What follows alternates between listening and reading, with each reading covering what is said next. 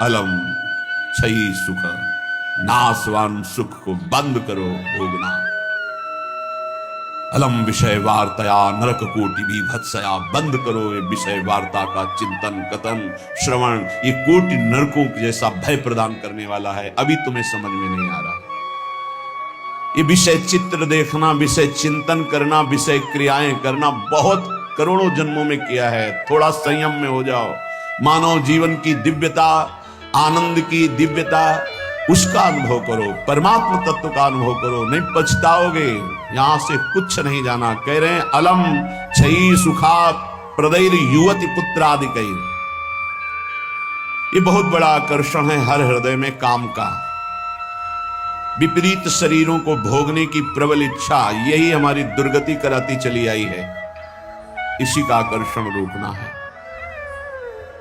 यदि हृदय में यह आकर्षण बना रहा, काम सुख के भोग के लिए विपरीत शरीरों के आकर्षण, शरीरों को भोग करके आनंद की अनुभूति करने की इच्छा, ये दुर्गति करा देती है। दुर्गति ये ऐसा दलदल है, इस दलदल में प्रथम बार जब से उतरे आज तक नहीं निकल पाए। धसता ही चला गया जो इस काम भोग रूपी दलदल में गिरा।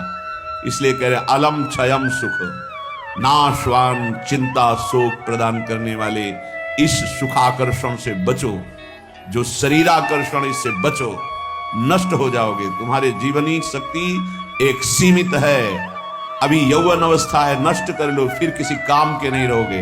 ना भगवत चिंतन, ना शरीर चिंतन का रह जाएगा। केवल शोक चिंतन, चिंता, भय और केवल नाना प्रकार की भयावह कल्पनाएं। बस संयम से नहीं चलोगे, धर्म से नहीं चलोगे तो कोई सुख तुम्हें कभी सुख प्रदान ही नहीं कर पाएगा। धर्मात्मा पुरुष धर्म पूर्वक जब सुख का सेवन करता है तो सुख उसे विरति प्रदान करता है, वैराग्य प्रदान करता है, फिर वो अनुराग के मार्ग में चल पाता है।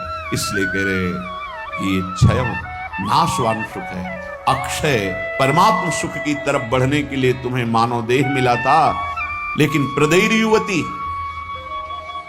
मुस्कुराहट, रूपाशक्ति, मृदु भाषण, नाना प्रकार की विलासिता, इसने तुम्हारे मन का अपहरण कर लिया है। बचाओ अपने मन को और मनमोहन की तरफ लगाओ, प्रभु की तरफ लगाओ। मान लो इन महापुरुषों की बात, आज तक कभी कोई तृप्त नहीं हुआ। कोई भी शरीर भोगों से अतृप्त होकर ही मरा और अगले जन्म फिर उन्हीं भोगों में लगा। बहुत सावधान। यदि बात समझ में आ जाएगी तो निहाल हो जाओगे, नहीं समझ में आएगी तो कभी पछताओगे इस बात को सोचकर।